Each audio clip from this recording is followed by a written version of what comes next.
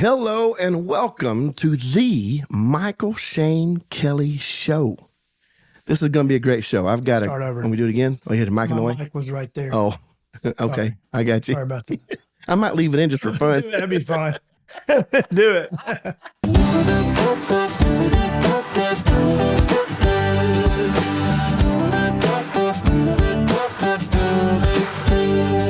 Okay, we are back in the old podcast room. I've got a friend I can't wait to introduce you to. His name, he's the one, the only, John Ragsdale. Junior. Jr. The JR. You can't leave that out. No, you cannot. I'm not a junior, but my license plate tag came in the other day from my vehicle. Mm-hmm. And it's funny because the first three letters looks like I'm Leroy Kelly Jr. Really? LKJ. Why? I don't know. Total fluke. You know what? My dad, the reason I'm a junior is because my dad named me after him. And the reason my son is not a junior, I gave him my first name, but I wouldn't put my middle name on him. Do you know my middle name? Wait a minute. We've known each other so long. I do know I'm trying to think of it right now. It's not what you would normally expect to hear. No, it's Dewey. That's right. Oh, man, I'm so glad you reminded me of that. I told my dad, I'm like, you lived with that name and you gave it to me. But you know what's funny is we had a couple of Deweys on my dad's side, and my mother has a brother named Dewey, and then my dad was named, so it kind of all made sense. But wow, so I don't know how I haven't used that on you so many and then times. someone hacked johnragsdale.com, and so the only thing we get was johnragsdaljr.com. Oh, really? So now I'm John Ragsdale Jr. Well, but you know what a great way. What JR too? It's kind of cool. Cool logo. Have you seen my little logo? I have not seen it recently. Yeah. I should go check that out. It's pretty. So go to johnragsdaljr.com. Is that where you got to go? Just to see the logo. For nothing else. Nothing else. Look at the logo. I need to do it. I want to do it on my laptop and find out right now how it looks. Well, let's see. By the way, don't you love the way we started the show with that microphone? And then I tried to be really cool while you were doing it. You were creeping it out. I'm trying to ease it out. I'm the worst at this kind of stuff. But that's what makes it fun. This is fun. I saw you moving it, and I thought, what's he doing? And then you're like, oh no. Oh, I'm terrible. So did you get a chance to hear yourself? Do you think you sound good and stuff? Are you? Okay let me see. That's what these are. Headphones. I thought they were coasters. Why is it not switching to you? Something's going on. I'll switch forward for some reason. Is it switching now? All right. So first of all, your headphones are much nicer than my headphones. Yes, the privilege of being the host. Yeah, you're also louder than I am. First time in my life. I'm going to take that. This thing went downhill when I put those on.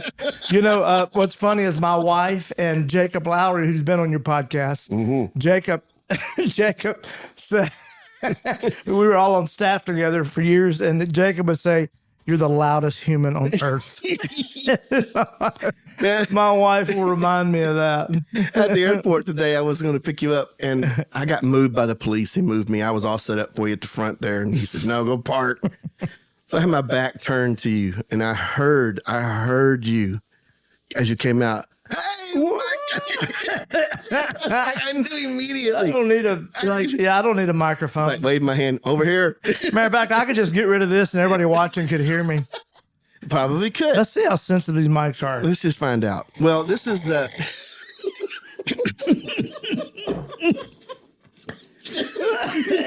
I hope you don't choke. This is the kind of stuff that you get. It just drops nuggets of wisdom, depth, spiritual depth. I believe it's going to happen here in the next few minutes. I feel like some depth is coming. Do you like the hot tea? I do like the hot tea. Isn't it interesting? This is Annette. This is her. A little honey ginger with turmeric. Turmeric, which is supposed to heal all kind of stuff. It is. She taught me to drink this a while back. I hope it'll shed some pounds right in the middle of this podcast. I'm going to tell it now. It does not. GLP-1, like it's just Ozempic. You're going to drink that down. I've tried a couple things. It hadn't worked either. I'm not sure what's going on. It's called. I think the reason it's not working is because it's followed up by going to Hillbilly Hideaway, which we Dude, we went literally to just the Hillbilly Hideaway. I can barely breathe. I'm having a hard time sitting here, to be honest with you.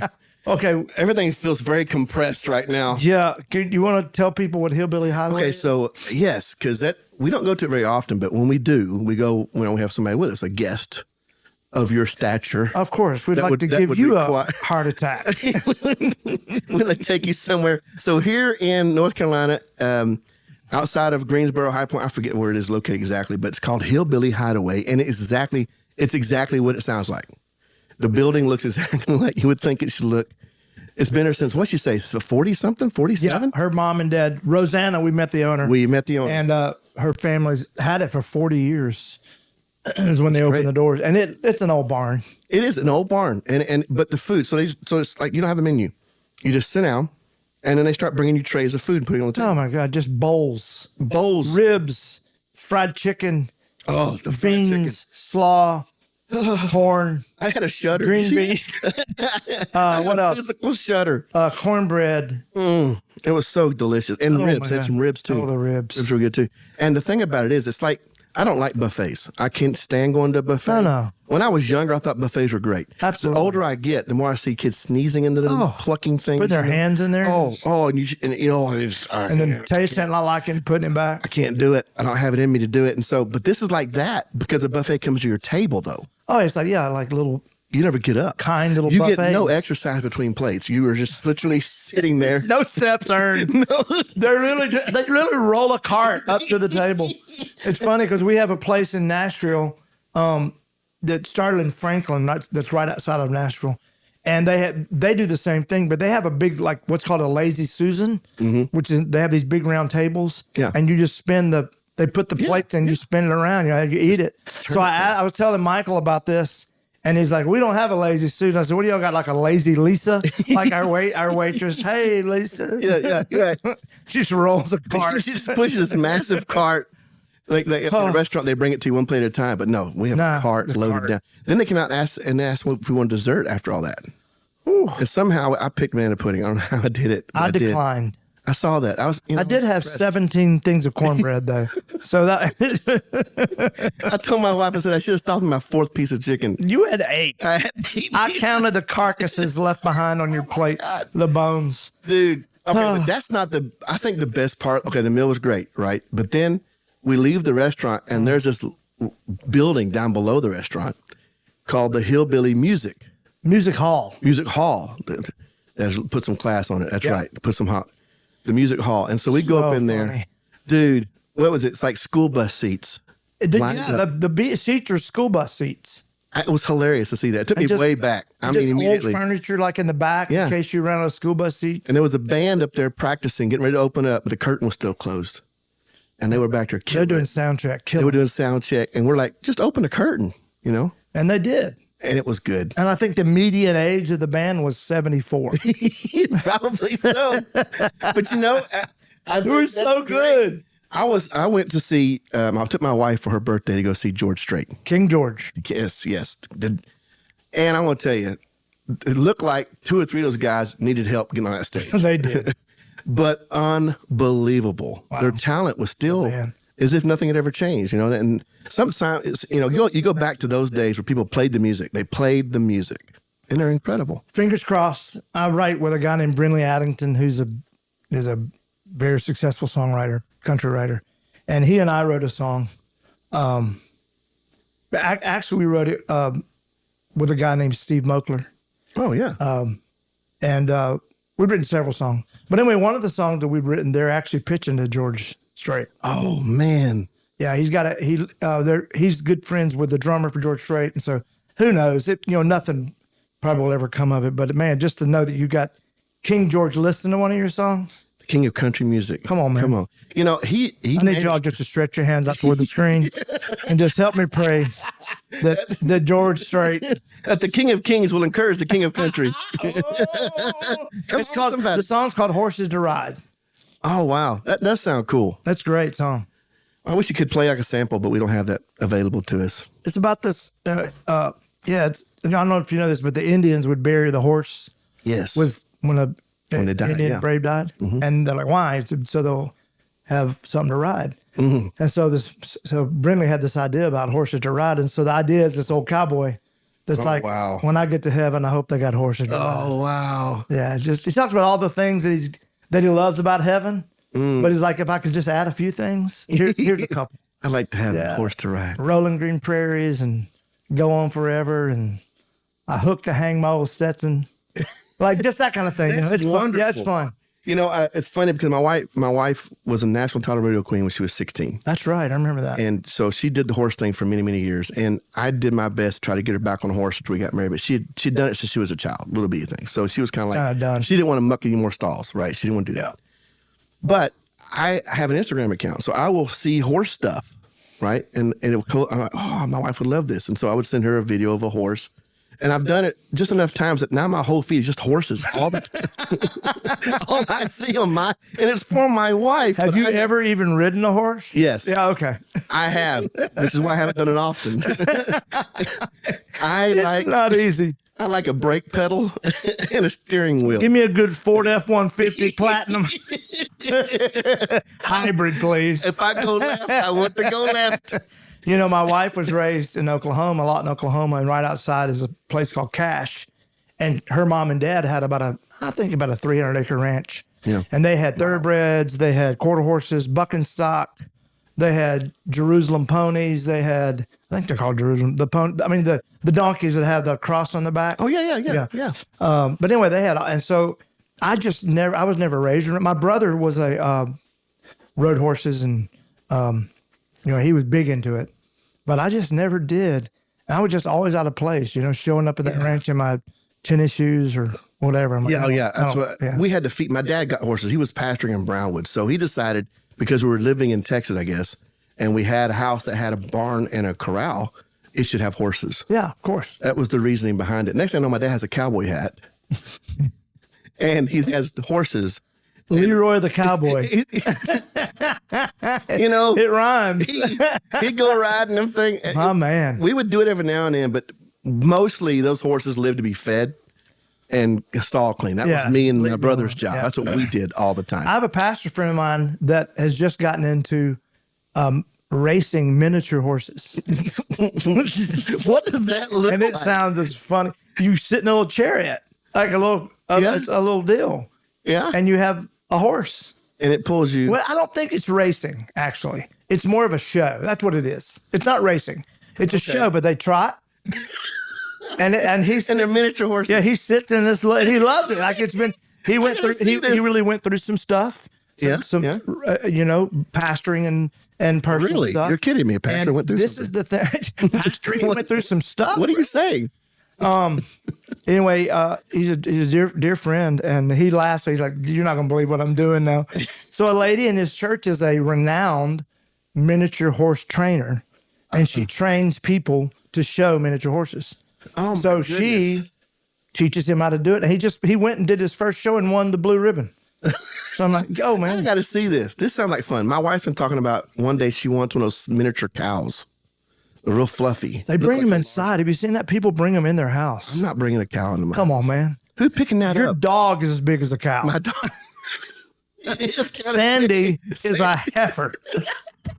That's a good way to put it. She is not small, and she runs the house, and we all know it. That's the problem. She does close the door. That's the good thing. She goes outside. If y'all haven't seen that, she closes the door. I think you posted. Yeah. On his Instagram. It is amazing. She opens the door, comes in, and closes the door. Does she also let herself out? No, she can't because it's reverse. So she can't open it. Bro, you got to fix it. It would save me some steps. Put a rope on the outside, man. Pull that thing in. She would if we did that. It'd be amazing. I was having a podcast in here one day. Maybe it was with Jacob Lowry. Maybe it wasn't him. We're talking, and the door just opens, and she lets herself in. She just opened it and walked in. She pulled the handle down? Yeah, pulled the handle down. She walked into the room. And so we just kept talking like we're doing now. And then she turned to leave. But when she left, her tail was wrapped around the door a little bit, and she shut it behind her. And we're both talking, and I went, "Oh, did she just shut the door?" It's amazing. What I didn't know was Hannah had rushed upstairs. Oh, I got and it. it grabbed the door without knowing, but it looked like she used her tail to close. That's funny. We both froze. My dog's a genius. I need to put my dog in a circus or something, make some money. All right, what have we talked about? Anything important yet? I mean, I think this is very important. This is the life. How long have we known each other? Like you? Well, I can remember a day being in your house in Mississippi, sitting in a chair in a corner while you were working on a song with a band I was playing with. And I was just a drummer. Red River roll on. Yes. Nailed it. And I remember that's probably the first time we actually met. Wow.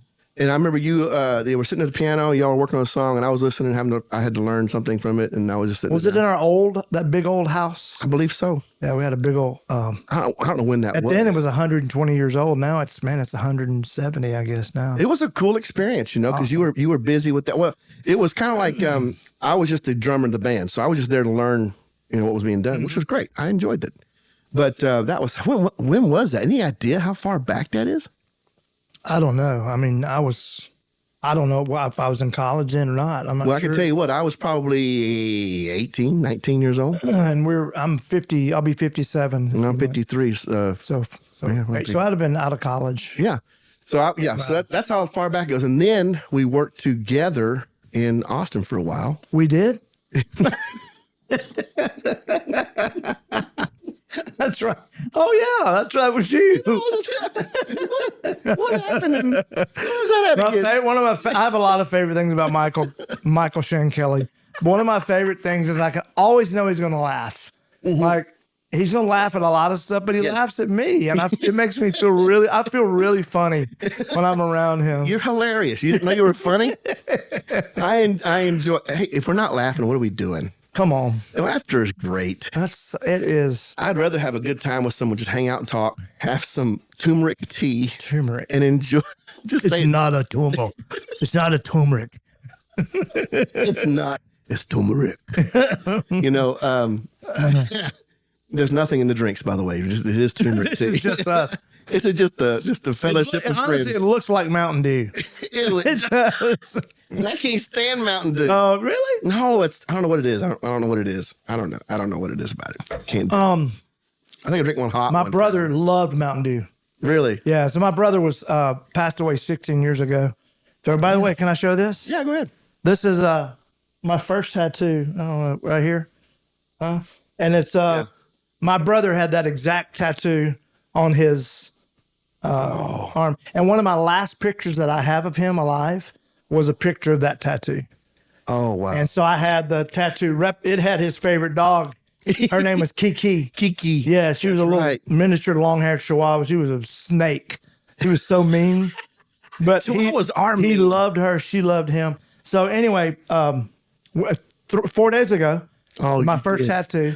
And, my mom and dad, they very conservative, Pentecostal. Yeah. Oh, yeah. Not now, but I mean, they were raised Pentecostal. I was raised Pentecostal. Yeah, that's right. Well, my mom would say she's still Pentecostal, but not with all the stuff that you have to do to be Pentecostal. She kept all the good parts. The additionals. Yeah, she kept the. But anyway, I was like, I wonder what mom's gonna do, and so I showed her, and mom and dad were so happy, and mom cried. I literally cried while they did it. Yeah, he was a great man. Nobody liked him.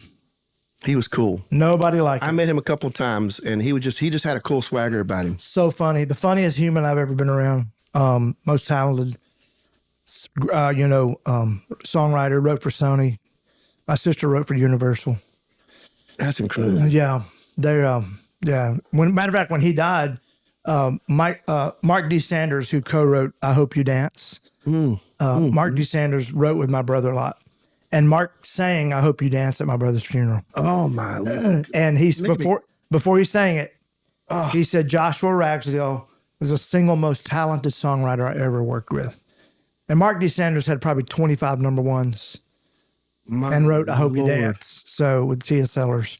What a statement. Yeah, I know. Yeah, Josh was dude. Yeah, he was a horse trainer. He was a dog trained dogs for Mississippi Highway Patrol. He rode bucking stock. He been bit by 5 different snakes. Had a golf scholarship to Georgia Tech. I mean, he was something else. God. He lived more in 31 years than most people do in it sounds like it. 3 or 4 lifetimes. Yeah. Anyway. Well, that's just incredible. So I love you, Jay, my man. There he is. Well, I tell you, I don't really have anything I wanted to ask you specifically, except, also, remember that time I came to your house in Nashville and we filmed, you sang a song. What was it? I Want to Be Alone with You. Am I saying that right? Is that right? Oh, it was? Yeah. Yeah. And you sang, and this was I put that on one of my records. One of my favorite songs, by the way. Really? I watched it. I had this new camera and I had a microphone. It was like a Bluetooth. It was a new thing back then. Bluetooth. Oh, Bluetooth. I mean, what? I was like, look. What do you mean? What? And so I put that on you, and you sat there in your gazebo and you sang that song, and it was so good.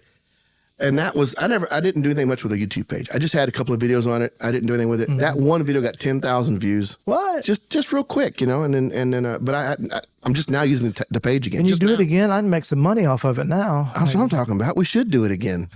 That would be awesome. But that was a great moment. I remember coming to your house doing that. But we've known each other for many, many years. I'm grateful for our relationship. That's me too, man. You mean a lot to me personally. I love that your wife, our family. I love a while ago, Michael called me Uncle John. Yeah, she always does. I'm gonna tell you, I will just say this. We were at the Hillbilly Music Hall. Yeah. And they started playing, they got to playing. And next thing you know, I see my daughter dancing with John Ragsdale. Uncle John. Two-step with Uncle John. Neither one of us know how to dance.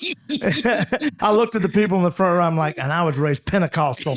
I'm going to hell. They're looking at you like, what's he talking about? And then I had to let them know that this was my niece. Like, I wasn't some old guy getting me a little. Look at that fella right there. Yeah.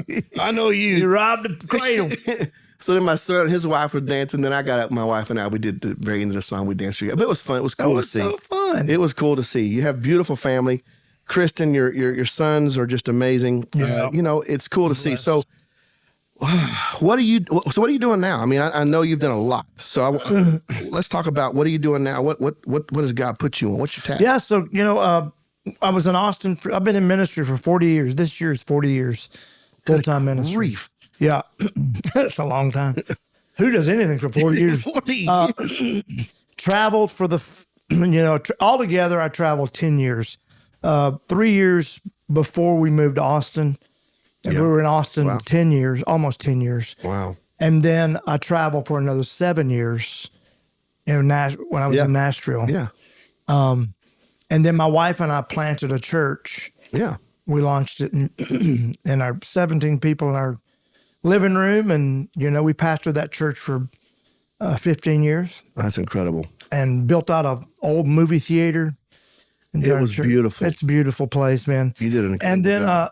And it grew, and just God blessed it, and had some great relationships. And then last year we merged with the Life Church, Pastor John and Leslie Siebling, out of Memphis. Yeah. Yes. And we became the 12th location for the Life Church. Wow. We have 3 in Memphis, 3 in the prisons and jail there. Okay. And then we have Nashville, D.C., New York, Boston. I'm missing one. Santiago, Chile. Wow, incredible. Florence, Italy, and then Johannesburg, South Africa. So the first year, I've been part of their teaching team, so I go to some of the different locations and speak. But primarily, I've been helping them curate a catalog of original worship music. Oh, that's awesome. And mentoring their songwriters. They had some great worship leaders and musicians, but they'd never written a song, I hate to say professionally, but sure. So I went and spent, my first 2 times with them was just, this is how you write a song, I wouldn't do that line. What if we did this? And now it's amazing how that team has progressed.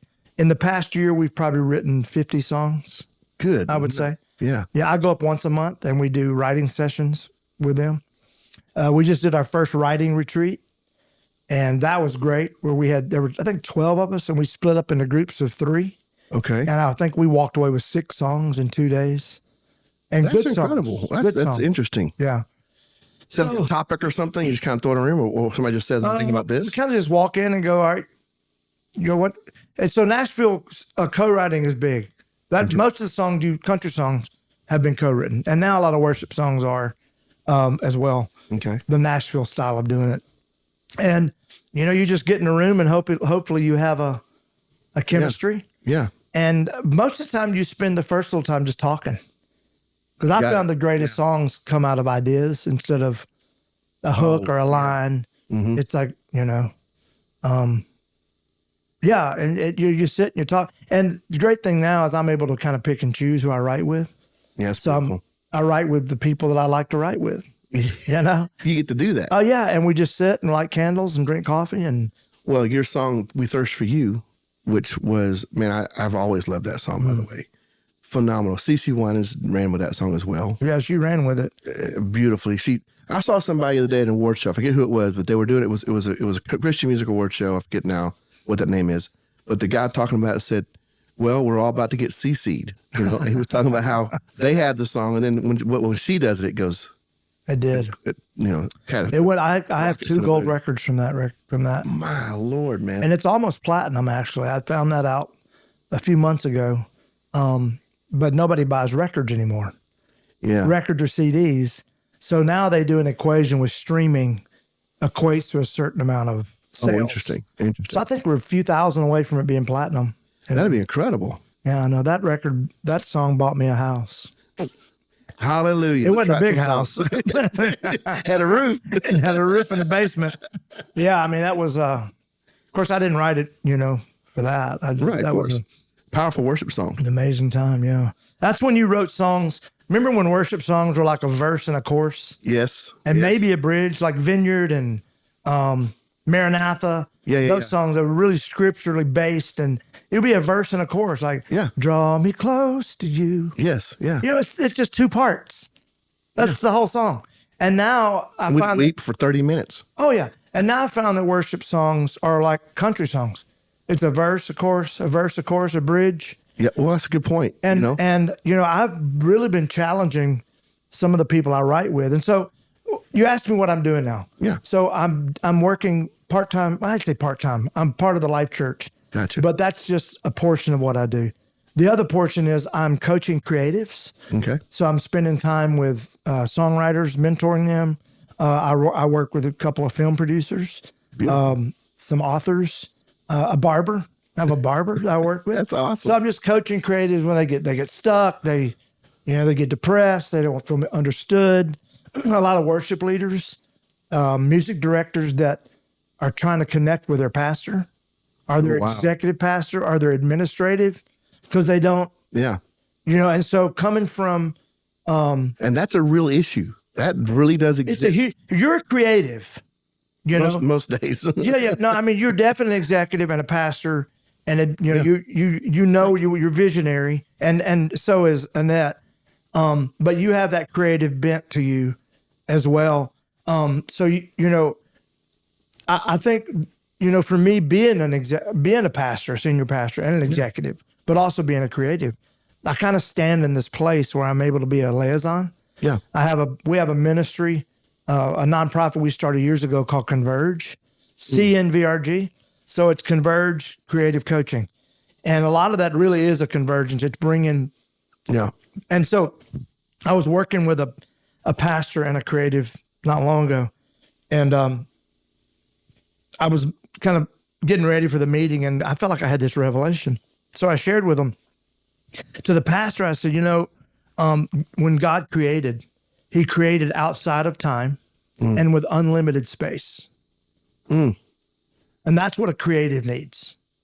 Oh, interesting. They need time. Yeah. Mm-hmm. They need space. Yeah. And most of the time they need a space, a dedicated space where they can go in if they want to sling paint, if they want to bring a xylophone in to write a song. Big demand for xylophones. Big demand. Big demand. Because they're just so easy. Yeah. Just easy to carry, easy to play. It's simple stuff. No big deal. I had a drummer friend of mine that said, "I wish I'd have played flute." Like he's sitting up for hours, Drum dragging through the room. Oh, I've lived that. So I was able to set pastor, and I'm like, you can't. If you go to your creative and go, look on Friday and go, I'd like this by Sunday. There's no time or space in that, No. And giving them space. And to that's breathe. The thing about pastors. Our best ideas come for Sunday morning on Saturday night. Absolutely. And so what do they say? You can only get 2 out of 3 good, fast, cheap. Yes. If it's good and fast, it won't be cheap. If it's good and cheap, it won't be fast. If it's good point. Yeah. But then I was able to look at the creative and go, so God created outside of time and space. Yes. But he did it in 7 days. So he did do it. There is a timeline. There is a budget. We need an ROI on this, after a while. So yes. I think that's been fun. I'm also found myself being a pastoral ally where, after 40 years of ministry, 25 of those in pastoral ministry, going through everything you can walk through as a person and a pastor. Yeah. From having nobody to having, crazy growth. Yeah. Building program, devastation, trauma. What, like I told you, if I haven't gone through it, I have walked with someone who has. Right. So coming alongside pastors and being an ally. I'm not a coach. Pastors don't need consultants. They don't need coaches. They need an ally. They need someone to come alongside them. Yeah. I'm working with Dr. Andy Yarbrough right now, who's my psychiatrist. Incredible man. Psychologist. He does a lot with pastors. He's an amazing man. Yeah. But we've actually developing a sabbatical program for pastors. Oh, nice. Where we're able to really let them know the importance of a sabbatical, letting the church and the board know the importance of a sabbatical, and then let that pastor know this is not an extended vacation. This is a true sabbatical, and here's how you do it. That's you just brought up a point that I'm not used to hearing. I'm not used to talking about because I don't know how you do something like, to be very blunt. Yeah. I don't know how you do something like that. And I will say to you that I will tell you from personal experience, pastors do need an ally. Yeah. Someone who stands along beside them, someone just gives them strength. We've been doing this, 35 years, I think it is now, full time. So I can tell you that I understand what you're speaking. And there have been many days of my ministry I thought I wished I had someone stand beside me, without question. So I know what you're doing is powerful. Now I will also say that currently in our current ministry that we're in right now, that we have been for the last 18 years, I think I told somebody the other day in our church. Matter of fact, I was meeting with some people in the leadership, and I said, I don't remember the last time I felt this supported. You told me that. I did tell you this. You've told me that a couple of times. Yeah. And that makes my heart happy. Oh, man, it's incredible. I mean, it literally makes me, it's like when the Bible says that John the Baptist leapt in Elizabeth. Yeah. I feel that. I feel that. Yeah. Because I've been in that place. And the problem is most pastors are so isolated. True. It's really hard to pastor someone and be their friend. To truly pastor them. Yes, it is. And I used to hear people say that, and I hated hearing that. But it is so true. And so you isolate, and I think I told you this, there's some data just came out. Barna just did a study, and then Duke Theological Seminary and Notre Dame did a study on pastors. And they found that a lot of data that came out, and I use a lot of it in my pastoral ally role. But one of the stats that came out is pastors are twice as likely as any people group in America to be depressed. And it's because they don't talk to anybody. They don't. Wow, most pastors, and if you're a pastor watching, I know you will agree, you won't talk to fellow pastors because you really don't want them to know what you're struggling with. Especially if they're local. And that's who your locals are what you need. Right. And then people put you on a pedestal. I literally had an employee. He was my assistant pastor. He resigned, and the reason he resigned, he said, and he was very open. He said, "It's my mistake. I put you on a pedestal, and when I saw that you were human, and that you made mistakes, I just couldn't handle it." You know, Well, that's an absolute. What you just said is very heavy and very true. yeah. So you have to put a face on it. The greatest thing my boys ever did for me on Father's Day several years ago, they said, "Dad, we're getting you 2 gifts. First of all, we're getting you hearing aids." and Because you've been in some loud places. Yeah, and we're getting you a therapist. Yeah. And they said, hearing aids are for us. Therapist is for you, Dad. Who do you talk to? They said, mom has a grief. At that point, she was seeing a grief therapist. Her father had passed away. Both boys were seeing therapists. And that was the greatest thing. You know, I literally went on Psychology Today and scrolled down looking for therapists in Nashville, scrolled down and just saw this guy, Dr. Rick Underwood. And I saw a picture. I said to myself, I could talk to that face. And I met with him twice. And the third time we were together, he finally told me that he was a retired pastor. Oh, wow. And he had gone back to get his doctorate to help pastors. And he is, if any of you ever need a therapist, Dr. Rick Underwood in Brentwood, Tennessee. Yeah. I've only met with him 2 or 3 times in person. Yeah. Everything we've done has been Zoom. And yeah, he's you know what? You told me about him. Oh, that's right. You did. You connected with Dr. I connected with him a couple, 2 or 3 times. I talked with him several years back. What a great man! But it changed my life. Yeah, changed my life. Because I had someone to talk to that got me. Yeah, and you know I don't know what your audience is. If pastors watch this. Oh, sure. Yeah. So one thing he says, this is important, and I would say this is not just for pastors. This is any leader. He says pastors need 3 groups of people in your life. You need the onstage people. That's other pastors that get what you do. Yeah. They get it. You need, I want to come back to that if we have time. Sure, yeah. That one.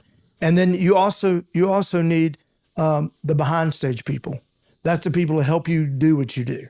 Right. That's good. Staff, volunteers. Yeah. But then he said you need the offstage people. Those are the people that could care less what you do for a living. And that for me was my golf guys. I played golf with 12 guys every Friday. Yeah. And they called me Preach. That was my nickname. Jelly Roll was one of them, actually. Wait a minute. Yeah, did you know that? No. Yeah. Wait a minute. You may have told me this before, but I totally let that slip. Yeah, he wasn't part of our regular crew, but he's one of the guys that called me Preach. That's funny. To this day, he'll go, Preach. That's when he was about 700 pounds heavier than he is now. But anyway, yet that was those guys. I mean, they knew if something went down, they could call me and I'd pray for them or be there for them. But they didn't care. I mean, they would use foul language in front of me. They would, drink, and one of them smoked pot half the time we played. And it's like, yeah, right. But it was a safe place for me to be myself. And so I would say that as an executive, as a leader, even as a father or mother, I think the same thing. You need other fathers and moms in your life that get it. You need people that help you do it. Then you need people that don't care what you do. Right. They're just there because they like you or love you. Coming back to that on stage. Yeah. So several years ago, I learned this from a pastor, Rick Bezette, who pastors New Life Church in Arkansas. They have, I think, 20 campuses all over Arkansas. One of my favorite humans in the world. And he told me years ago that they did this, and we picked it up at our church, where we would adopt a church each month in the area. Okay. And we would pray for them. From the stage. Okay. We'd bring the church logo or whatever on the screen, and our church would pray for them. And I would meet with the pastor the month before, have lunch or breakfast and get to know them. And I think I connected with, over a couple of years, 10, 12 pastors, Wow. And one of those was a guy named George Stull. And George pastors a church called The View. We were in the Bellevue community called View, V-U-E. And what a great man. And, I reached out to him and we met and we just really connected. And now years later, when I'm in town, that's the church most of the time that I will go to. Wow. And it's amazing. But he's that onstage guy. Yeah. That he gets what I do. He understands it. We have a little shorthand that we don't have to. Right. No introductions are needed. No, we understand the process. Beautiful. Yeah. Yeah, it's incredible. You know, those three categories really, that speaks a lot. And I think that coming from being a pastor, I can tell you are very much correct in regards to finding people who don't know what you do. I think it's a very cool thing.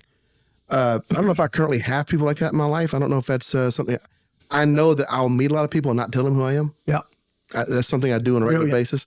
And I'll meet you on the plane. I'll meet you at the restaurant. I'll spend time talking with total strangers sometimes, and they'll never know what I do. Only because I just want to connect with somebody. I guess that's what it is. It's just innate desire just to connect with people. Absolutely. And without it having to have any kind of strings attached to it or mental images attached to it. It's so true. And, you know, I almost always lead with, so what do you do for a living? I'm a singer-songwriter. Yeah. Or I'm a creative coach. I very rarely will start with, I'm a minister or a pastor. Right. Now, after we talk for a little bit, I may say, you know, I pastor a church for many years. Yeah. You know, it's funny. When I used to play golf a lot, I'd play sometimes, I'd get paired up with strangers, and they wouldn't know what I would do. My favorite thing is not tell them. And they're just cussing, just every blankety blank, blank, blank. And about hole number 5 or 6, they go, so what do you do? I go, here we go. I'm a pastor. Oh my God. I'm so sorry. I've done that so many times. I love it. I've done it so many And times. so I would say, look, here's the deal. Just save them up because I may need you to cuss for me in a little bit. I need 3 words. I hit a bad shot and just look over and say, one of y'all should say something. A surrogate cusser. You know, I will tell you something funny. I play Call of Duty. Oh, really? Online. So How old are you? I know. They say it keeps you young. We'll see what happens. I don't know. I don't know for sure if it does or doesn't. It gets frustrating. But I do it because my brother, he lives in Dallas, right? Okay. So we'll get on together. That's awesome. And then my son, you know, he lives across town, so he'll jump on with me. So normally it'll be that 3 or 4, and I got my nephew will jump on. So we'll have a little squad. So and we'll go fun. and play. Well, we was online, And you can talk to each other. Oh yeah, we're fully communicating the whole time. That's amazing. We're talking the whole time about everything. I love that. It is fun. But we'll every now and then get a new person drop into our squad because you have to have a team of 4 when you go into a certain battle scene. Well, this dude jumped in, and he is cussing up a storm, just like you're talking about. He's we're busy planning, scheming how we're going to get the win, you know. And about 3/4 of the way through it came up. He goes, he said something about church or something, and it opened his door, right?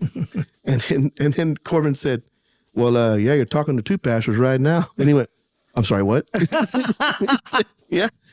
And come to find out, he lived less than an hour away from here. Wow. He's supposed to be at church Sunday. This Sunday? Yes.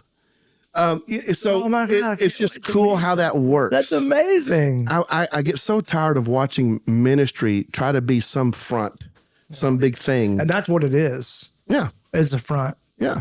They're not being real. No, and I love Eugene Peterson, his writings, who, you know, the guy that wrote The Message, Yes. which people call a translation. It's not a translation. It's literally, he wrote it for his church. That's how it started. Wow. The Message gets a lot of flack. Yeah, it does. Yeah, but he wrote it for his church, which incredibly, he made a commitment to never pastor more people than he could remember their names. Oh my! He pastored for almost 30 years, the same church, and it never got more than 500. It averaged 300. Wow. And, you know, but he talks a lot about that in his books, is we focus so much on Sunday, and Monday through Saturday is just as important. Yes, sir. As Sunday. Yes, sir. And, you know, probably the greatest compliment that I get is when people say, you're the same person in the lobby as you are on stage. Yeah. Because I'm loud in the lobby. Yeah, you know, you are. so. You're loud everywhere you go. No, but that is true. That's the thing I wanted people to realize. In our ministry, I really want to remove this veil that's this weird veil of religious ideas that floats between people. Like you told us of the employee you had, who I put you on a pedestal. There was this weird place he had to, and I want to get rid of that completely. And we in our church, we're very cautious. No, we're cautious. We're very open. We talk to everybody all the time. We're out there with people. I don't want them to ever think that the pastor's not touchable in some way. Yeah. You know, someone asked me today, why are you always out here? And I was talking with a leader, and I said, if the shepherd don't smell like sheep, then that's right. What's the point? You're not a shepherd. You're not a shepherd. You're something else. You're you're a stage whore. I'm sorry I said it that way, but that is the way that it goes sometimes. And we don't want to be that. We want to be the if God's called you to do it, God calls you to do it, but do it while loving people. And that's not always easy because, I was preaching the other day and I was talking about how we're talking about church hurt. And I do understand church hurt exists. Yeah, I get that. I also know that some people have used church hurt as an excuse to live in hatred and anger and all kinds of things. And it's always some preacher did something horrible, right? But I reminded the church today, I said, yes, there's a lot of bad preachers out there, a lot of bad pastors, but I've also met a lot of bad saints. And let's not forget that part of the process. Yeah, and it's like I've said before, it's like, Starbucks messes up your coffee, you don't stop going. No. You get misdiagnosed by a doctor, you don't stop going to doctors. No. Well, you don't go to the gym expecting everybody at the gym to be skinny and fat and in shape. It's good. I love that. If you're going to the hospital to get well, that means everybody here is getting well. Well, and Jesus said it very clearly that, that they don't need a physician. Yeah, right. So, that's great. That's great, Michael. Well, this has been a fun conversation with you. I think we laughed a good amount in this situation. At least a quarter of the time. Maybe half, because I think I see 46 minutes on the clock. What? I'll tell you. Can you believe we went that long? So I hope you watched all 4 of these. That's the first 20 minutes. This is going to be one of the longest. We'll just leave it out there. I love you, Michael Kelly. Man, a lot. I love you. That means a lot. I'm so happy and to see what God's doing here in North Carolina and your influence, even digitally, and your kids, man, just seeing them so involved, and Mama Annette, man, y'all are family. And thanks for letting me be a part of this. I am thrilled you're here, John. You are family to us and have been for so long. And I'm grateful. I'm grateful for this church, Central Triad Church. I'm grateful for the people in it. I'm grateful for the staff. I'm grateful for the volunteers. Like I said, I don't remember last time I felt this supported, this back. That's great, man. People are so excited and they want to see you succeed. That's great. How often does that happen in ministry? You go for years. I told you I was on the phone with one of my a guy that I'm serving as a pastoral ally, and he's just the opposite. Yeah. He's being attacked. It's brutal. It is what's hard. going on in his world. And I just carrying him, trying to pray and give him wisdom and, direction. And and all I can give him is, my wife says that wisdom is a big bag of mistakes. Wow. That's a song. That's a song. A big bag of mistakes. They say the difference in knowledge and wisdom, is knowledge is knowing that a tomato is a fruit. Wisdom is knowing not to put it in a fruit salad. That's some wisdom right there. So I'm just trying to share with him what I've learned, the good, bad, and ugly, and hopefully it'll give him a little guidance to walk through this season. But it's the antithesis of the season you're in. But you also have walked through many years. Man, I have had many years where you were standing alone. We would sit out on my porch and talk. We sure did. You're like, are we going to keep doing this? How long do we take a beating? That's right. I told somebody today, if you think you're called to be a pastor, you're going to want to quit 1,000 times. Absolutely.